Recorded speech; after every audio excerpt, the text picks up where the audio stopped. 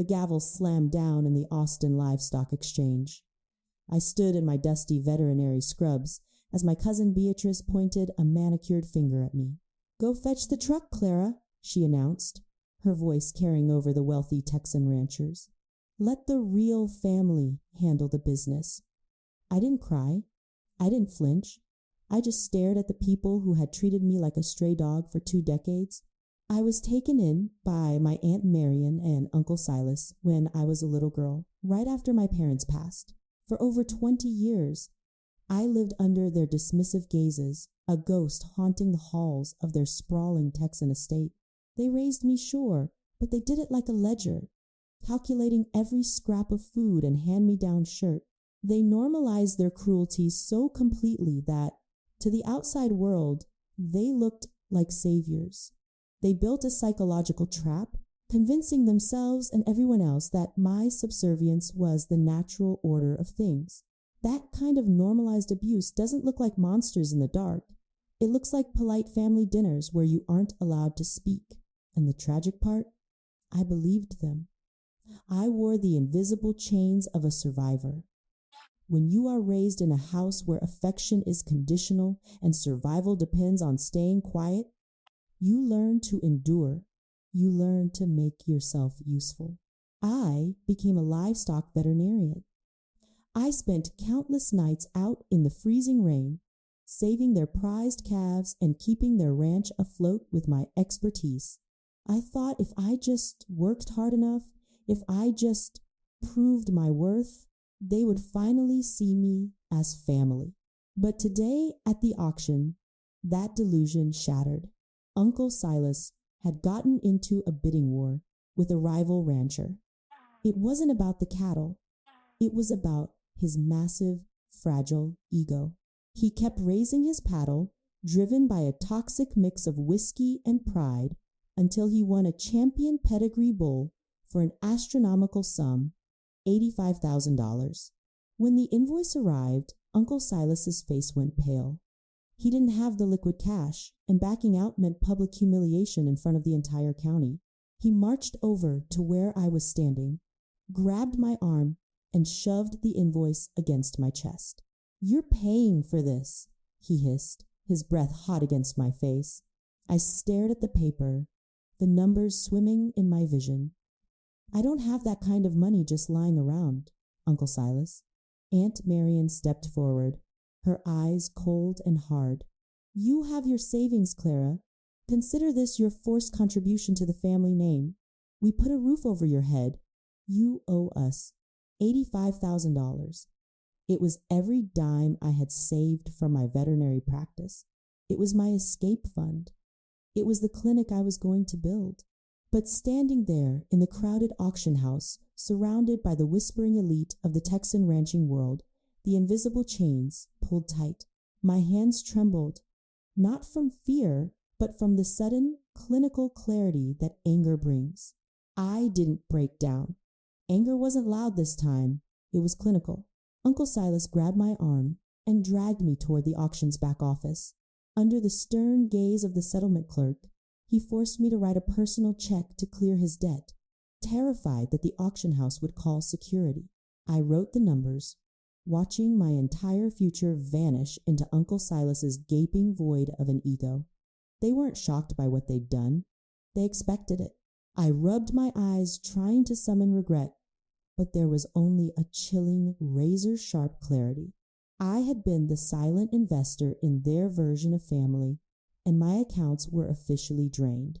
The auction clerk took the check from my shaking fingers, stamping it with a heavy thud that felt like the final nail in my coffin. Uncle Silas puffed out his chest, adjusting his Stetson, already preparing to accept the congratulations of his peers. Cousin Beatrice smirked, leaning against the railing. "See, that wasn't so hard," she sneered. "Maybe now you've finally earned your keep." I opened my mouth to reply, but a voice cut through the dense, dusty air of the auction house. It was a voice that commanded absolute silence. "The only people in this room who need to earn their keep are the parasites standing in front of me." The crowd parted like water. Great Aunt Eleanor stepped out of the shadows. She was a legend in the Texan Hill Country, the matriarch and founder of the entire ranching empire. She was in her late 80s, leaning slightly on a silver-tipped cane, but her posture was as straight and unyielding as a steel rod. We rarely saw her. She preferred the isolation of the main estate, watching the family from a distance. But today, she had come to the auction. Uncle Silas physically recoiled. "Aunt Eleanor, we didn't expect you." "Clearly," she snapped, her eyes narrowing as she looked at the invoice in Silas's hand, and then at the receipt the clerk was handing me. "I have watched this family for 2 decades. I have watched you, Silas, and you, Marion, take a grieving child and treat her like a piece of farm machinery. You have used her brilliance to save your failing investments, and today you publicly humiliate her to cover your own pathetic gambling debts." Beatrice crossed her arms, her face flushing red. "Great Aunt Eleanor, you don't understand. Clara owes us for—" "Silence!" Eleanor's cane struck the wooden floorboards with a crack that made the entire room jump. "You understand nothing of loyalty, Beatrice. You understand nothing of hard work. You are a generation of vultures feeding off the corpse of a legacy I built with my bare hands." The silence in the auction house was absolute. Dozens of wealthy ranchers, men and women who controlled the county, watched in stunned fascination as the ruling family imploded. "I came here today to see if my suspicions were correct," Eleanor continued, her voice cold and methodical. "And you have proven me right. You have disgraced our name." She turned to her driver, who stood quietly behind her. "Call my legal counsel. Tell them to meet me at the estate in exactly 1 hour. We are rewriting the entirety of the inheritance." Uncle Silas gasped. "Aunt Eleanor, you can't be serious. The land, the herds, they belong to the bloodline. They belong to me," she replied softly. "And I am stripping you of every single acre." She looked at me, her sharp eyes softening just a fraction. "Come with me, Clara. We have a lot of accounting to do." I didn't look back at Silas or Beatrice as I walked away. My heart hammered against my ribs, not in panic, but in the steady rhythm of a power flip. They weren't shocked by my departure. They were shocked that I had stopped playing along. The transaction was over. The drive back to the sprawling ancestral estate was wrapped in a heavy, charged silence. When we reached Eleanor's private study, she locked the heavy oak doors and sat behind her massive mahogany desk. She looked exhausted, the adrenaline of the auction house fading to reveal the fragile reality of her age. "I owe you an apology, Clara," she began, her voice barely above a whisper. "I am the silent watcher who let this happen. For years, I told myself that Marion and Silas would eventually step up, that the responsibilities of family would soften them. I watched you suffer, hoping you would break free on your own. It is the silent regret of the gatekeeper. I was paralyzed by the hope that my family wasn't completely broken, but I was wrong." She pulled a thick manila folder from her drawer and pushed it across the desk. "I don't have much time left. My doctors have given me 4 months, perhaps 5. Terminal pancreatic cancer." The room seemed to tilt. "Aunt Eleanor, do not pity me," she interrupted with a sharp wave of her hand. "Pity is useless. Action is what matters. If I die without fixing this, I know exactly what your world will look like without me. Marion and Silas will never release you. They will turn you into a bottomless ATM, draining your veterinary business until you are an empty husk. You would spend the rest of your life chained to their vanity. I refuse to let my death be the seal on your prison." She tapped the folder. "Open it." I opened the file. Inside were bank transfers, property deeds, and forged signatures. "When your parents died," Eleanor explained, her voice turning to ice, "they left you a massive tract of prime grazing land. It was supposed to be held in a trust. Marion and Silas were the executors. They forged your signature on a power of attorney and bribed a local appraiser to secretly liquidate the entire property, embezzling every single dollar $2.4 million. That is how they funded Beatrice's lifestyle. That is how they kept their own failing operations afloat. My hands gripped the edges of the desk. They hadn't just been cruel. They were thieves. But that is not the worst of it, Eleanor said, her eyes locked onto mine. The champion bull Silas forced you to buy today? Look at its pedigree papers. I flipped to the next page. I traced the lineage, my veterinary training kicking in, my breath caught in my throat. The bull shared a direct, undeniable bloodline with a rare, highly specialized strain of cattle my late father had spent his entire life breeding, a strain that had been sold off and scattered after his death. This wasn't just financial abuse. It was targeted, calculated vandalism of my father's memory. They made me drain my life savings to purchase a ghost of my own stolen heritage. The anger that washed over me wasn't loud. It was an absolute, freezing zero. This wasn't revenge. It was accounting, and the ledger was deeply in the red. I closed the folder, the paper snapping shut with finality. I didn't cry. I didn't ask why they could be so evil. I just looked at Eleanor and nodded. My grief had evaporated, leaving behind a cold, methodical determination to balance the scales. Word travels faster than a prairie fire in the Texan Hill Country. Within 48 hours, the details of Great Aunt Eleanor's massive will change, and the allegations of embezzlement leaked to the press. It transformed into statewide news, splashed across every local paper and agricultural forum, from Austin to Dallas. The untouchable ruling family was suddenly under a massive, glaring spotlight. Desperate to protect her precious social standing, my cousin Beatrice went on the offensive. She booked an appearance on the Lone Star Rancher, a highly popular agricultural podcast with hundreds of thousands of listeners. She intended to paint her family as the true, long-suffering victims of an ungrateful, manipulative niece who had brainwashed a dying old woman. I sat in Eleanor's study, listening to the live broadcast on my laptop. I didn't feel panic. I didn't feel anxiety. I just opened my notebook and listened with clinical precision. We gave Clara everything. Beatrice's voice whined through the speakers, dripping with practiced sorrow. We took her in when she had nothing. We fed her, clothed her, and gave her a home. And the moment she sees an opportunity to grab our great aunt's millions, she turns on us. It's truly heartbreaking. The host, a seasoned investigative journalist named Marcus, didn't take the bait. That is a tragic narrative. Beatrice, he said smoothly, but I have to ask about the documents that were filed in civil court yesterday. They show that a trust fund containing $2.4 million in land assets left to Clara by her late parents was completely liquidated by your father and mother. Can you explain the missing land titles? I heard Beatrice's breath hitch. She hadn't prepared for facts. She had prepared for sympathy. Those documents are fabricated, she stammered, or taken out of context. My parents managed family assets. The bank records show the funds were transferred directly into your personal accounts, Beatrice, to pay for your private university, your luxury vehicles, and your European vacations. Did you know you were spending your orphaned cousin's money? The pressure cracked her wide open. Years of entitlement and unchecked arrogance boiled over. It wasn't her money, Beatrice shrieked, losing her temper completely live on the air. She was a charity case.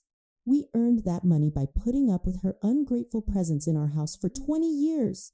We deserved every single stolen cent of it because we had to raise her. The silence in the podcast studio was deafening. So, you admit the money was stolen? Marcus asked quietly. I admit we took what was owed to us, she screamed. I paused the audio and closed the laptop. I didn't smile. I didn't cheer. The viral explosion was immediate. Within minutes, the audio clip of Beatrice's unhinged outburst was trending across social media. It was viewed 10 million times before the sun went down. She had gone on a podcast to defend her family and had instead provided a recorded, legally binding confession to criminal misappropriation of funds. any remaining legal defense they had just burned to ash. The legal proceedings were swift, merciless, and completely devoid of emotion. When you have irrefutable bank records, signed confessions on a viral podcast, and the finest legal counsel in Texas funded by Great Aunt Eleanor, the courtroom becomes less of a battleground and more of an execution chamber. I sat in the mahogany-paneled courtroom, watching the judge review the final documents. I didn't feel nervous. My pulse was steady, my mind clear. This was simply the final balance sheet being reconciled.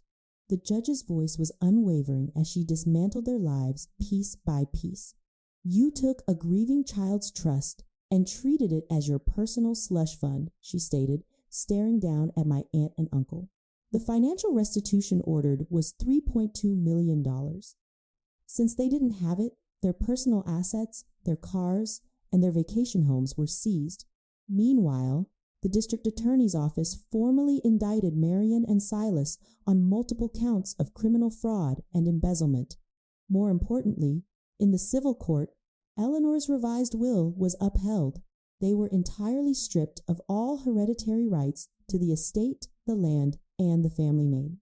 Cousin Beatrice faced absolute financial ruin and public ostracization. The high society circles that had once fawned over her now treated her like a disease. Her husband filed for divorce within the week, realizing the fortune he married into was nothing but a stolen mirage. The seemingly untouchable ruling family of our Texan county collapsed under the crushing weight of their own corruption. Watching them leave the courthouse, stripped of their designer clothes and arrogant postures, I realized a fundamental truth about people like them. It is the profound illusion of power from an empty wallet. Their entire identity, their cruelty, and their perceived superiority were just a rented shell purchased with stolen money. They believed that having wealth made them inherently superior beings. But the moment the money was gone, they had zero internal value, no character, no resilience, and no moral compass to stand on. They were exposed as hollow. When the funding evaporated, they disintegrated into dust. They had thought their bloodline made them royalty, but they were just common thieves hiding behind expensive suits. Uncle Silas approached me in the courthouse lobby, looking aged and desperate. He opened his mouth, perhaps to beg for mercy, perhaps to ask for a loan. I held up a hand, stopping him before he could speak a single word. "There is no transaction left to discuss, Silas. You spent my childhood paying for your lifestyle. The account is closed. Do not contact me again." I turned and walked away, my boots echoing on the marble floors. I didn't look back to see his reaction. Anger wasn't necessary anymore. They had built their entire empire on a foundation of theft and cruelty, and watching it crumble was simply the natural consequence of gravity. The retaliation was complete, cold, methodical, and absolutely decisive. I stepped out into the bright Texas sun, breathing in the air of my newly reclaimed life. The ledger was finally balanced. Great Aunt Eleanor passed away peacefully 2 months later, looking out over the rolling green hills of the estate she had protected until her final breath. We buried her with the respect and honor she deserved, surrounded by the ranchers and hands who truly loved her. With her passing, I assumed full stewardship of the estate. The massive, multi-million-dollar assets, the endless acres of grazing land, and the extensive veterinary infrastructure were now entirely under my control. I didn't let the power change me. Instead, I used the recovered funds from the embezzlement restitution to establish the Eleanor Foundation. We began providing massive educational grants and free legal aid to struggling young agricultural professionals who were being exploited. This was the true justice of the planter. I realized that real retaliation isn't just about destroying those who hurt you. It's about taking the ashes of their greed and using it as fertilizer to grow something beautiful. I took the champion bull I was forced to buy, matched it with the surviving records of my late father's work, and successfully produced the first calves of his original, rare breeding lines. I brought my father's legacy back from the dead. I hired a team of passionate young veterinary students, guiding them across the green pastures, teaching them everything I knew. Watching them learn and thrive, my heart radiated a deep, unshakable peace. I had finally learned the necessity of letting go of toxic bloodlines to find myself. Society tells us that family is everything, that we must forgive our blood relatives no matter how deeply they cut us. But sometimes, severing that biological chain is the only way to survive. Blood makes you related, but consistent love, respect, and safety make you family. I had to stop hoping for the family I wanted so I could step into the life I actually deserved. I've come to realize that standing on the outside of a toxic circle isn't a punishment. It is a profound privilege. To anyone listening to this who has ever felt like the outsider in their own home, to the black sheep, the forgotten children, and those who are constantly made to feel like they are standing on the margins, your exclusion is not a reflection of your worth. It is a reflection of their inability to value what they cannot control. You do not need to shrink yourself to fit at a table where you are not respected. Build your own table. Forgiveness isn't always for the other person. Sometimes it's the only way to set yourself free. But forgiveness does not mean access. You can forgive them from a distance while you build an empire they are no longer allowed to enter. If this story resonated with you, if you've ever had to fight to reclaim your own voice against those who tried to silence you, drop a comment below, share this video with someone who needs to hear it, and subscribe to our channel for more stories of true justice.